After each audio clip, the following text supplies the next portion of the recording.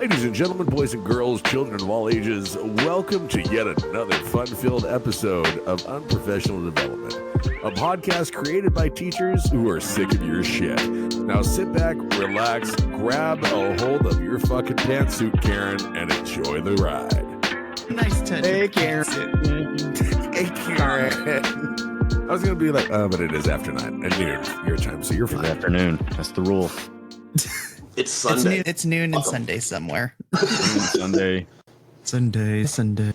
What's up, gentlemen? Where you sexy fuckers been, man? It's been way too long. I've missed you guys. Yeah, I didn't miss you, but I'm here, so whatever. I've missed with every shot so far. Shit. We're already starting off. This is great. Mike brought the fun with him. Hey, Mike, careful with the hands around the eyes, dude. Careful with the hands around the Even clean. eyes. Yeah. I've been white people cooking. I learned from not touching spice. Dude, you're not on Dune. What are you talking about, spice? Maybe that's why white people don't use a lot of spices, because like we When you just see can't us on keep them out of commercials, our right? eyes. We try to transfer one thing to a pot because we don't have this special strainer, and what happens? That white person throwing that shit everywhere. Very true. Pre-infomercial. Person struggling with the simplest tasks. That's why I think you've uncovered it. Go to commercial. We've lost his eyes. Oh no. The sad part is I did that. I was like, oh, mother. And I started to remember because I was in the Air Force. One of the things we had to teach was OC pepper spray. So we would spray the trainee, and then they'd have to go up and battle. Usually the red man suit, or they'd have to go beat on one of the freaking practice bags, go apprehend somebody, all this stuff. One of the positions that I would take would be they'd have to come and strike the bag a couple times. And of course they put their heads on it and they're just sweating and snotting and everything.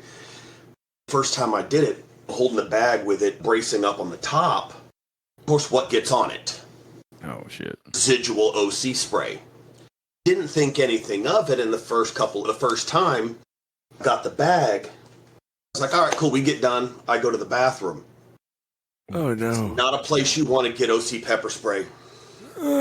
I'm standing there trying to do end of day because we're getting ready to release them all, and I'm just sitting there just doing the hot crotch step, and I'm like, the fuck is...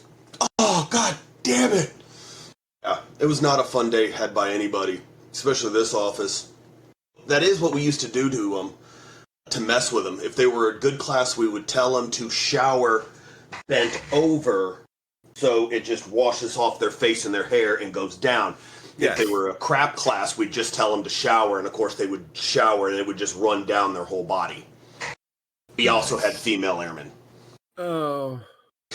Notice, who laughed first? The other vet. The other vet laughed. The vet is over here dying. Yeah. The two civilians are like, oh my god, that's horrible. The vets are going, that's funny as shit. It is. I'm just thinking to myself, ow, someone's day was ruined by a case of OCVD. The females in the unit used to be like, it used to make things so interesting. Like you'd be running off a tarmac or something like that. You got all your bags, and inevitably the tiny 5'0" woman would fall, drop her bags, and a bunch of guys would go for it. Like, no, equal opportunity, motherfucker. We used to get that from the parking lot because we'd have all our duty bags and we'd have to come bring up all of our gear for each shift. Yeah. And of course, big full bag full of freaking armor. You've got all of your crap. And then there would always be that one female just struggling, and some freaking white knight would jump up, and I'd fucking stop. She needs to know how to handle herself because no one's going to respect her. Cup her shit. Yep. Exactly. Agreed. Used to tell them they'd have to work twice as hard for half the respect, but they have to get there. It's true. Yeah. It's kind of the I get teachers, that shit. right?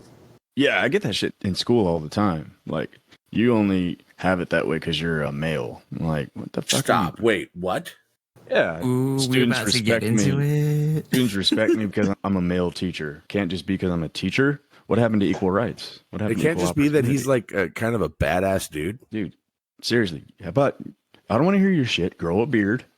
I'm a woman. I don't want to fucking hear it. Grow a beard. I know many women who have grown beards. Exactly. You could be in the circus. You could be in the teacher. You chose teacher. Your fault. Not mine. Yeah, and that's the sad thing anymore nowadays. It's because we are in a field that is predominantly overrun not overrun, but it's predominant women Yeah. who are teachers, especially at the lower grade levels. Yeah. But then you Can I get that be honest? intermixing. Can I be honest? When you pull up to an elementary school and you see the male teacher, do you have a weird reaction to it at first? Sometimes. Like, you're a really large, goofy-looking dude. Yeah. I'm not Oh, I want it my was- child in your classroom. It was hilarious because if they would walk in, it's my first year I taught 4th grade, and they would just know teachers by email because, just drop your kid off at the school and fucking go. Yeah. So they would come back at emails, and I'm being eloquently wording on email. And then they come in for a teacher conference, like they're going to sit there and boss me over. I'm standing there 6'3", 230, going, do something. They're like, oh, it's fun.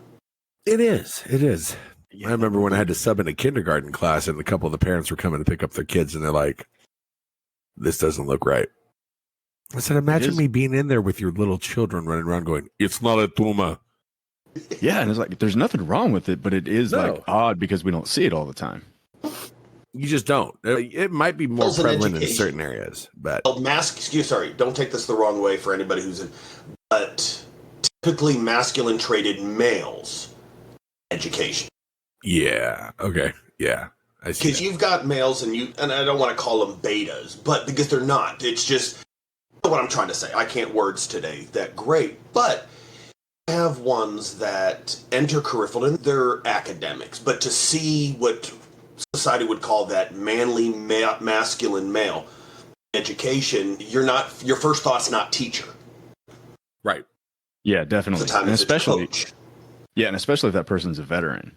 Wait, you've been to Also and fair. honestly, like that, the whole making with Florida talking about making veterans teachers, and then everybody came out, veterans have no place in the classroom, and I'm like, whoa, you just assume we're all fucking psychopaths, and what is that? I think that a veteran went from an honorable trade until you want to put them in front of kids, and then all of a sudden it turns into, oh my God, you can't do that. They're just going to start killing kids.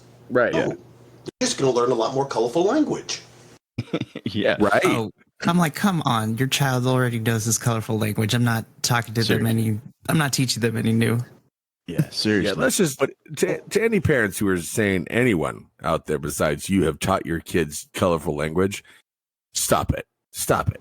The 3 beers or 3 glasses of wine with Thanksgiving dinner and you start swearing up at little Bartholomew and Jasmine going, it was a fucking better time before I had you little shitheads. They learn it from you. It only You took. do have to remember It took something. 3. The word fucker is gender neutral, and isn't that the goal nowadays? The word fuck, because when you think about it, if you want to look at the etymology of the word fuck, it comes from the German word fricken, which means to strike. Let's look at the. Yes, exactly. Deep, so you want to hit kids. All right. Yeah. But Oh, it's if one of you those, would've- like, we make these gross statements that really just piss me off. Somebody comes out and we react to the headlines or we react to somebody who said something. Like, there's already a ton of veterans in education. There's my a whole God. troops to teachers program. Yeah. And we bring a whole different skill set. I'm not saying we're better educators. I'm just saying we bring a certain set of skills. And then all of a sudden, oh, we can't have veterans in the classroom because some false correlation. Like, number one, we don't all have PTSD. We haven't all been to combat. We weren't all in combat-oriented MOSs.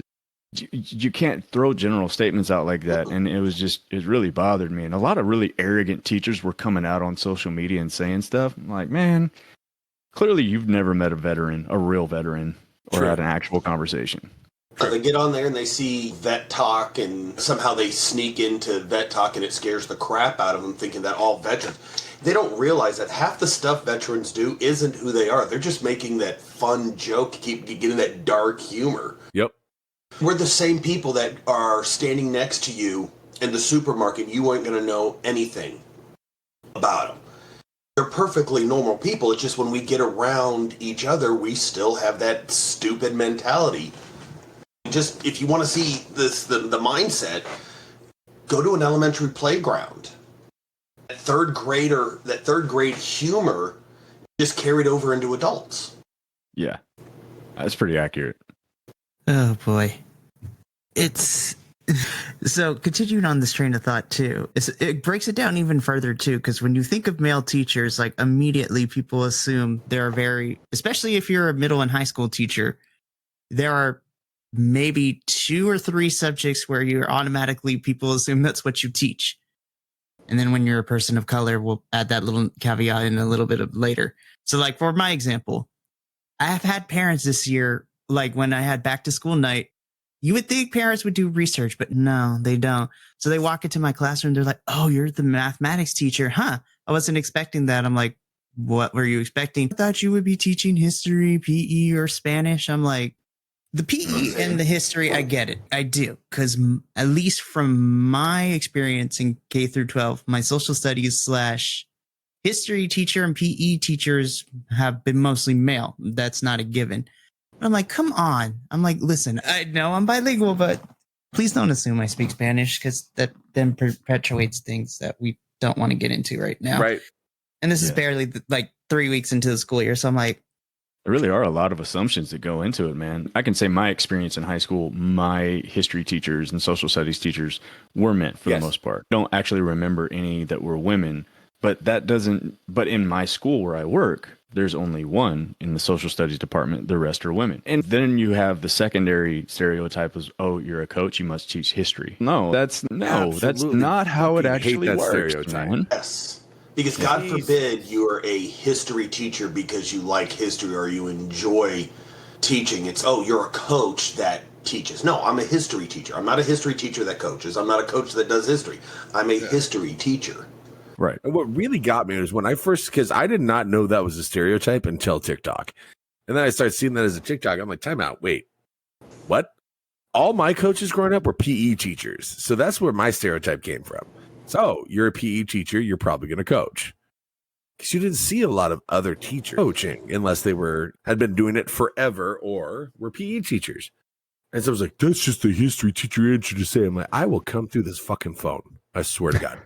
And I can actually see where it makes sense where a PE teacher is a coach. I'm not saying that those have to go together. If you're already in that kind of like you have a degree in kinesiology or something like that, or you have a background in sports or sports medicine or something like that. To me, that does make sense. But anybody is capable of teaching a subject if they're an expert in that subject. Anybody's capable of coaching if they understand the game. But you can't just automatically say, history teacher got to be a coach. PE teacher got to be a coach. That's not how this stuff works, man. That or break that narrative to them. They're like, oh, what do you coach? I don't. Yeah. They're like, what? Do you want to coach? No. I like teaching history. That's my pure thing, is teaching. There's like students like, hey, can I call you coach? I would prefer you not. Like, what do you mean no? Because I'm not a coach. Save that for the coach. Right. It's a sign of respect. And I said, yeah, I know it's being respectful. You're not trying to detract from anything. I'm not a coach. And my enjoyment of most sports outside occasionally playing it is watching it. Yep. Right. Yeah. I did sports in high school doesn't mean I want to continue it on. It's goofy to really, we have to connect those two, that males have to fill those stereotypes.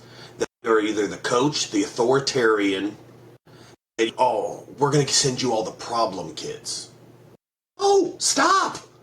Yeah, yeah, and it's good with them because you don't have a problem. I said, yeah, because it's how I treat them. It's nothing to do as I'm standing around there being this father figure that these kids don't have. But because how I talk to them, how I treat them, has nothing to do with me being overbearing and authoritarian with them. Yeah, and I think the stereotypes in education run so deep. So I work with an English teacher who is of Puerto Rican descent, who was born in New York. Her parents were born in New York. Her grandparents were born in New York.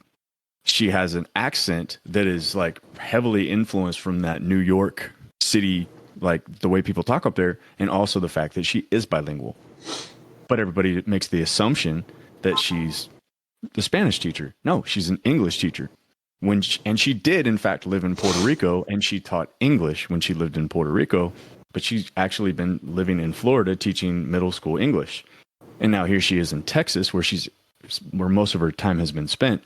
But the stereotypes run so deep, and we could shake that trail because it runs even deeper. Every time she crosses the border, they ask for her green card and those sorts of things. Like I am a naturally born citizen of third generation American. But but it's true though, a lot of people they see the person who is Latino, Latina, they think automatically, oh, you're the Spanish teacher?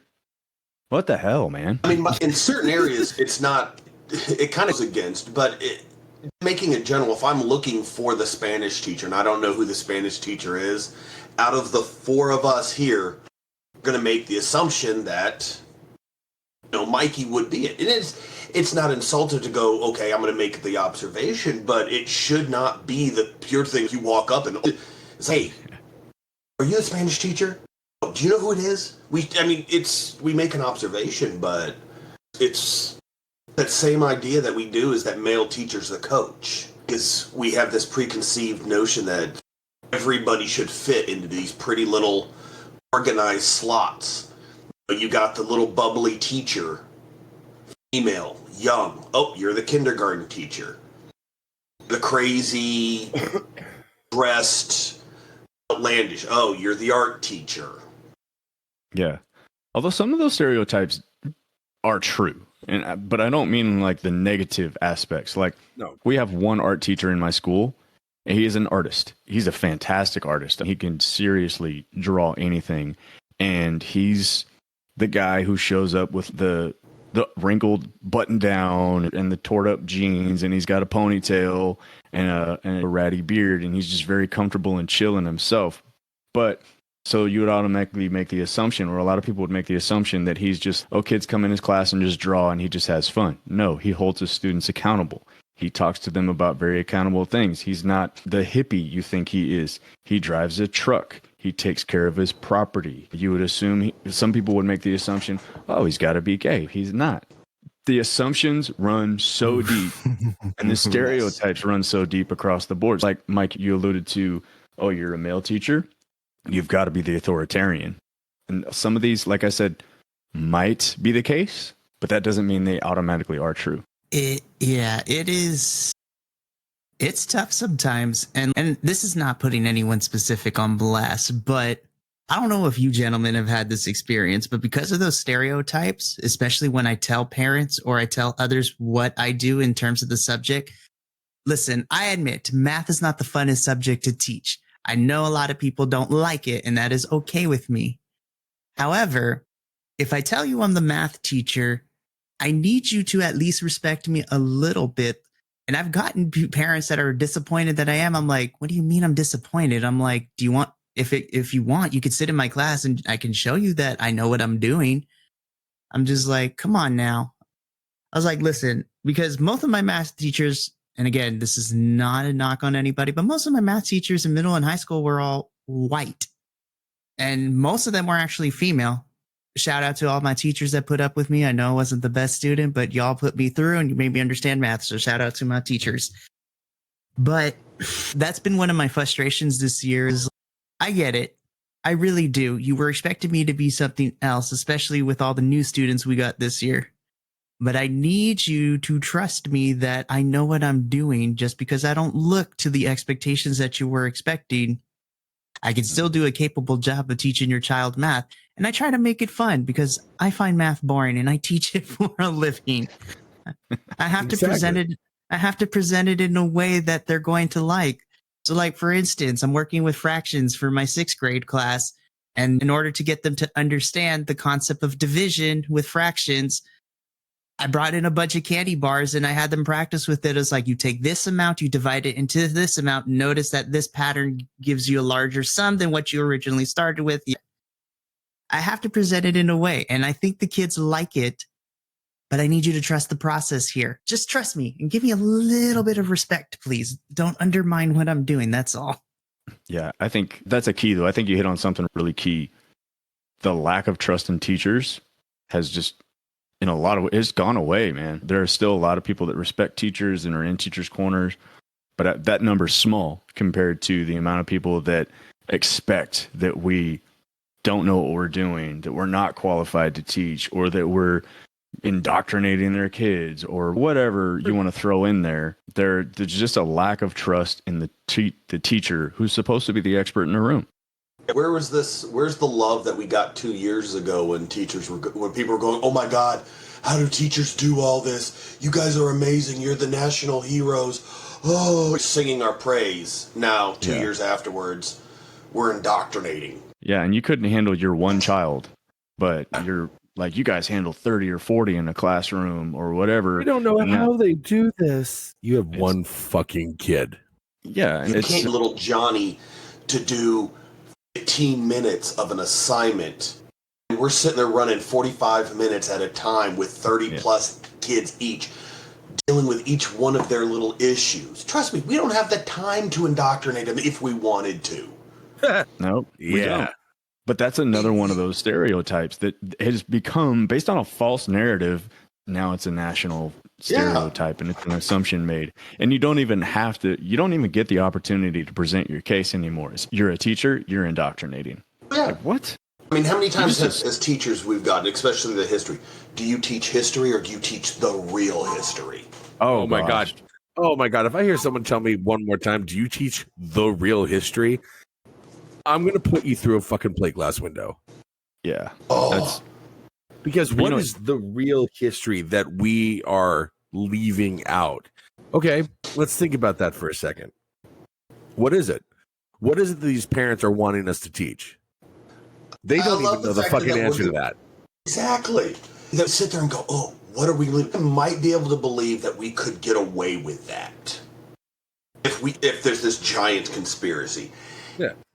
Back in pre-internet days, but in the days of where you have access to this little device that gives you connectivity to every bit of information in the world, and there's so much out there, and you're going to tell me that little Johnny and Susie are just sitting there, please teach us this indoctrination.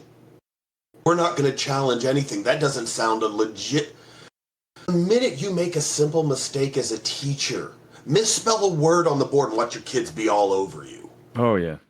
Oh, yeah. But don't think that you're going to spout not even a false fact, just a little wrong fact. Kids are so quick to sit there and jump on you, which I want them to. I want them to go, hey, you screwed up on that. I'm like, all right, cool. What did I screw up on? Oh, shit. Okay, what I meant, but I screwed up this, whatever reason. What I meant to actually say was A plus B equals C instead of A plus C equals B. My bad. Oop, my bad. Yeah. Simple correction versus there's this guy in Germany. He wasn't that bad of a guy. No, nobody's doing that, Shiza. Oh my God. Yeah, let's talk about that guy for a second here. That got brought up in my ancient history class. Don't ask why. Because we're old. So 1940s should be considered ancient. Do the math real quick, bud. I don't know. Let's think about that for a second. But I had a kid go, so can you actually, with a straight face, tell me that the Nazi party was actually a good thing? I said, before Hitler? Yes. Before Hitler, it was a party that was brought together to help the laborers' union in Germany. And then Hitler came in and said, no, we're going to change it. But what the kids heard right there, Nazis good. Yeah, Nazis that's all they heard. That's what they heard That's you all say. they heard. Yep. So I got about 15 emails about that one. I'm like, you're old enough to do your research to know better. Shut up. Yeah. But I'll bring it as an orator, as somebody who can speak and rally people. He's top 5. Sorry. Yeah. I was like, dude, great order. But you have to, I usually go right and say, don't be thinking that Mr. Ward automatically is saying this. I said, no. He knew what to say and how to get the people. That is it. That Shiza crazy. He knew how to say what the people wanted to say. Still no Winston Churchill, though. With that, you can speak a lot when you're on Brandy and have AC Miles writing most of your speeches. when the history teachers start going tit for tat. No, the math and the English teacher are just watching with popcorn. I wasn't going to say nothing about the Brandy.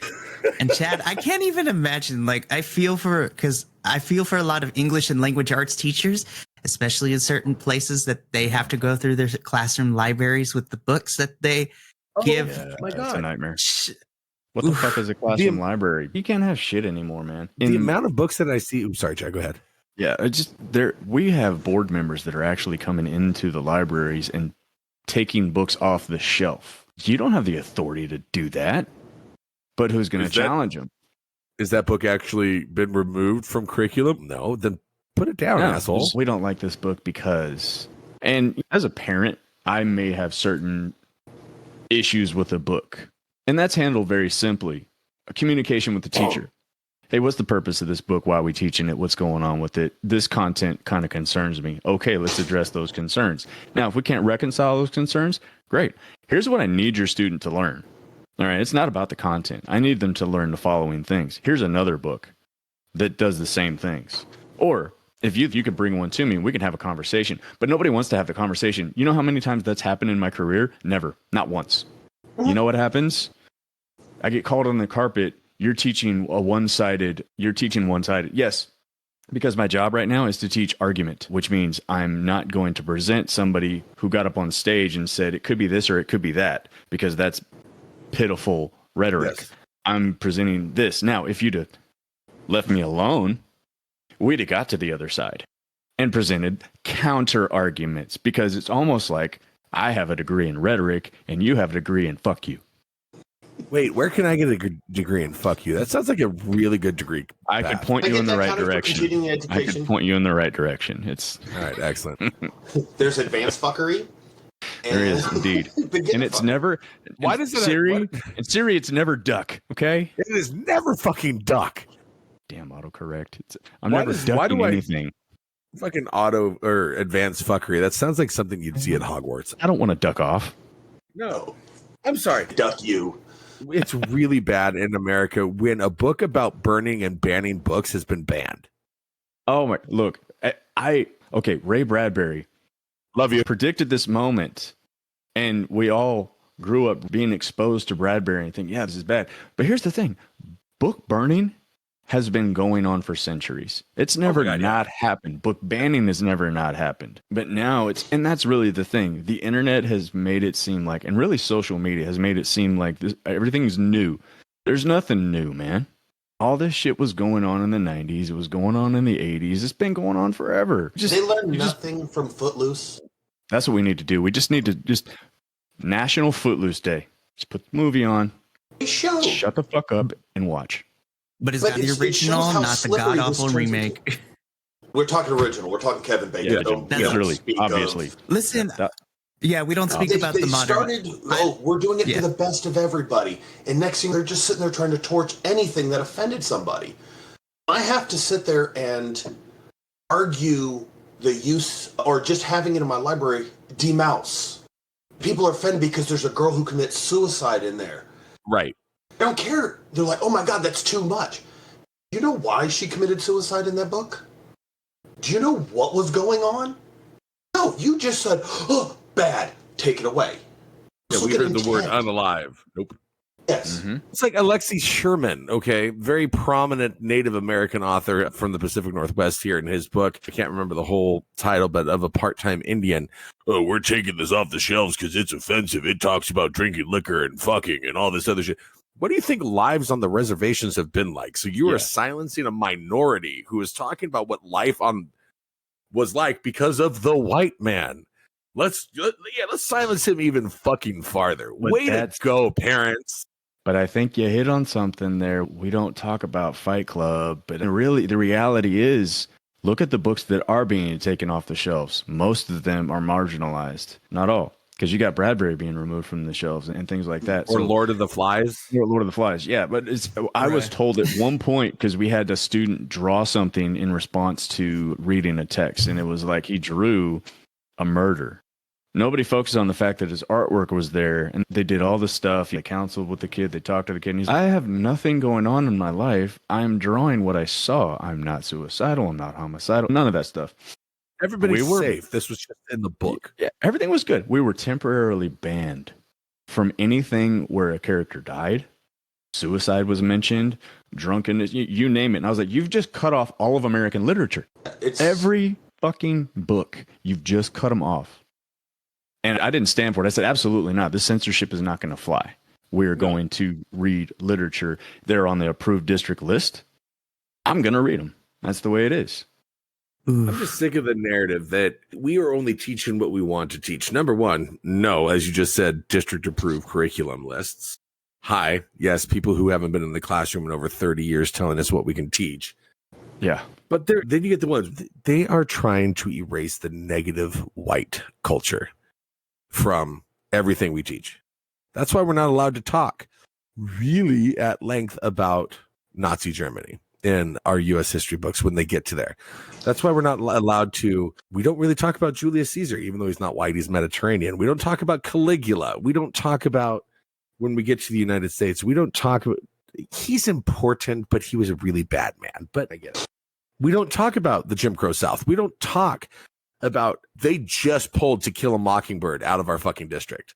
That blows my mind. I'm like, bruh. Fucking serious? To Kill a Mockingbird? To Kill a fucking Mockingbird. They pulled it out, and people are rioting downtown. I was like, what is happening? People are like protesting in downtown Seattle because they turned it into a fucking play. Good on them. But people are protesting. This is racist. This is racist. You're fucking dumb. It's mind-blowing to me that some people won't just come out and admit what they really want to say and what they really believe, dumb. Among other things. They've never read it other than they see that there's N-word pops up one time. Racist. Yeah, exactly. You realize what this is talking about? Put them on blast. Exactly. Okay, let's go back to one of the greatest satirical writers of all time. And it's important that I announce him as the satirical writer, Mark Twain. Oh, yeah, yeah. Huck Finn, Tom Sawyer, they've been banned because of the N-word. And you get a person in a room and you say, do you think this is racist? He says the N-word. Have you read the book? No. It's racist because he says the N-word. Do you know why? Do you know why? No, because it's the N-word.